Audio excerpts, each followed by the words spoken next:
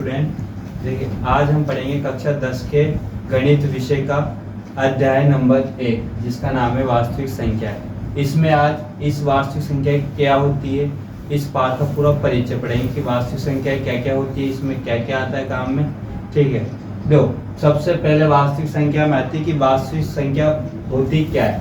तो वास्तविक संख्या की हमने परिभाषा लिखी क्या कि परिमेय तथा अपरिमेय संख्याओं के समूह को वास्तविक संख्या कहते हैं। कि वह संख्या है जिसमें परिमेय तथा अपरिमेय दोनों संख्या सम्मिलित हो उसे हम क्या कहते हैं, वास्तविक संख्या है। फिर आती है हमारे पास परिमेय संख्या कि आपने बोला कि परिमेय तथा अपरिमेय। अब परिमेय संख्या होती क्या है? तो परिमेय संख्या वह संख्या होती है जिन्हें हम P/Q के रूप में लिख सकते हैं, जहां P और Q एक पूर्णांक संख्या होनी चाहिए और Q का मान 0 नहीं होना चाहिए। ये हमारी परिमेय संख्या होती है। जैसे एग्जांपल लिया हमने 2, 5, -3 या 3/4। ठीक है, उसके बाद आते हैं अपरिमेय संख्या कि अपरिमेय संख्या होती क्या।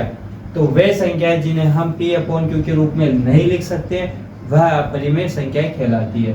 कौन कौन सी उदाहरण के लिए देख सकते हैं। जो 0 एक अपरिमेय संख्या है, 0.3111। तो देखो आप 3 के बाद 1 आया, फिर 3 के बाद 2 बार 1 आया, फिर 3 के बाद 3 बार 1 आया, ऐसे ये चलती जाती है। ठीक है, ऐसी संख्या क्या होती है, अपरिमेय संख्या कहलाती है। या फिर वह संख्या है जिसमें रूट में हो, वह संख्या जो किस में हो, रूट में हो। पाई एक अपरिमेय संख्या है। ठीक है, ये हमारे पास अपरिमेय संख्या होती है। फिर हम चलते हैं वास्तविक संख्या। परिमेय और अपरिमेय मिलकर क्या मिलाती है, वास्तविक संख्या बनाती है। ठीक है, हमने पढ़ा कि परिमेय संख्या होती क्या है। परिमेय संख्या 3 प्रकार की होती है, प्राकृत, पूर्ण और पूर्णांक। ठीक है, प्राकृत संख्या क्या होती है, वह संख्या है जो 1 से शुरू होती है, प्लस के 1 से, धनात्मक 1 से शुरू होती है और धनात्मक अनंत तक जाती है। यानी कि +1 से लेकर प्लस इनफाइनाइट तक जाती है। यानी प्लस का 1, प्लस का 2, प्लस का 3, प्लस का 4, प्लस का 5, प्लस का इनफाइनाइट। ठीक है, फिर आते हैं हम पूर्ण संख्या पे। पूर्ण संख्या एक प्राकृत संख्या जैसी होती है, केवल इसमें बीच में सबसे आगे एक शून्य जोड़ लिया जाता है कि पूर्ण संख्या 0 से लेकर प्लस इनफाइनाइट तक जाती है, यानी कि प्लस के अनंत तक जाती है। ठीक है, फिर आता है पूर्णांक संख्या। तो पूर्णांक संख्या क्या होती है, तो वह पूर्णांक संख्या वह संख्या होती है जो माइनस इनफाइनाइट से लेकर प्लस के इनफाइनाइट तक जाती है तथा जिसमें 0 भी क्या होता है, शामिल होता है, उसे हम पूर्णांक संख्या कहते हैं। फिर आते हैं हमारे पास अपरिमेय संख्या। तो अपरिमेय संख्या क्या होती है, तो अपरिमेय संख्या वह संख्या है जो रूट में हो, रूट का 2, रूट का 3, या फिर पाई भी एक अपरिमेय संख्या है। उसके अलावा देखो 0.10, फिर 1 के बाद 2 0, फिर 1 के बाद 3 0, फिर 1 के बाद यहाँ पे 4 0 आ जाएंगे। ठीक है, फिर 1 के बाद यहाँ पे 5 0 आ जाएंगे। ठीक है, तो ये ऐसे सीरीज चलती रहेगी, इसे हम कहते हैं अपरिमेय संख्या है। ठीक है, आगे समझ में। ठीक है, अब चलो हम आगे पढ़ते हैं। हम अभी हमने पढ़ा था कि वास्तविक संख्या क्या क्या होती है। पिछले पाठ में हमने अभी देखा था कि वास्तविक संख्या क्या क्या होती है, परिमेय क्या क्या होती है, अपरिमेय संख्या क्या क्या होती है। अब देखेंगे हम कि वास्तविक संख्या को रेखा पर निरूपित करना। जो वास्तविक संख्या है उसमें रेखा पर देखेंगे। तो देखो हमने एक रेखा बनाई। ठीक है, हम जानते हैं इधर माइनस का इनफाइनाइट होता है, इधर प्लस का इनफाइनाइट, और बीच में क्या होता है 0। तो 0 की इधर वाली संख्या ऋणात्मक होती है, 0 की इधर वाली संख्या धनात्मक होती है।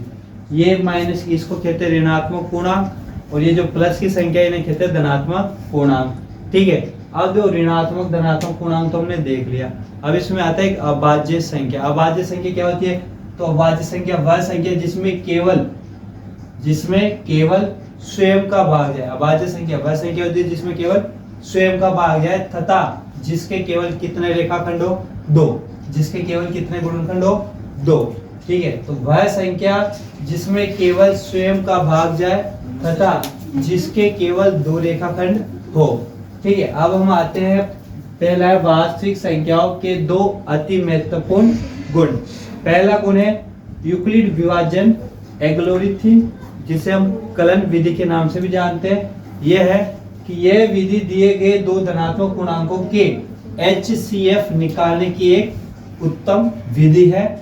यदि 2 धनात्मक पूर्णांक A B है जहां A का मान B से क्या हो, ज्यादा, तब हम A बराबर फॉर्मूला होता है हमारे पास A बराबर B into q plus r, जहां R का मान B से क्या होना चाहिए, छोटा होना। एग्जाम्पल यह है 96 और 404 का HCF ज्ञात करना। ठीक है, यही फॉर्मूला लगा के करेंगे हम। हमने देखा कि 404 96 से ज्यादा होता है, तो जो ज्यादा होता है उसकी तो मुकुला होता है। ठीक है, तो हम देखो हमें 404 के अंदर 96 का क्या देना है, भाग देना है। तो हम 96 का पढ़ा हम 4 बार बोलेंगे तो हमारे पास आ जाएगा 384। कितना आ जाएगा, 384। अब जब हम 384 यानी 404 में 384 घटाएंगे कितना बचेगा, 20। अब जो ये शेषफल 20 आया है, इसमें भाग, इस संख्या का भाग देंगे किसमें, 96 में। अब 96 में 20 का भाग देंगे कितनी बार जाएगा, 4 बार, क्योंकि 20 चौक कितना होता है, 80। फिर कितना बच गया यहाँ से, 16। कितना बच गया यहाँ से, 16। अभी 16 का भाग देंगे हम 20 में, इसमें देंगे 20 में, कितनी बार जाएगा, एक बार। 16 एकम 16। तो आप देखो यहाँ कितना बच गया, 4। अभी 16 के अंदर किसका भाग देंगे, 4 का, कितनी बार जाएगा, 4 बार। 4 चौक 16 आ गया। तो देखो हमने ये लिखा है 404 बराबर 96 इंटू 4 प्लस 20। 96 इंटू 4 प्लस 20, ये यहाँ तक हो गया। फिर हमारे पास कितना आ गया, 96 आ गया इसका। फिर 96 को कैसे लिखा, 20 इंटू 4 प्लस 16। 20 into 4 plus 16।